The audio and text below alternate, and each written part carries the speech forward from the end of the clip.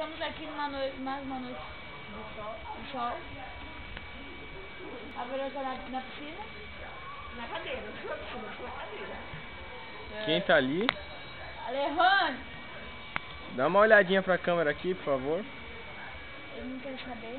Ah, então tudo bem. Não quer saber de nada, então não. O que você fez, bebê? Eu vou abrir lá a lata de peixe. Tem um homem nessa casa.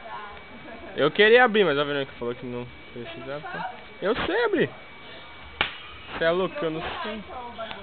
Então beleza. Vou dançar o do ventre. Vamos ver a Andressa na dança do ventre. Tem a música de dança do ventre aí? Propõe. Não. Então peraí. Tá bom, a gente vai esperar. Sai aí que ela dança.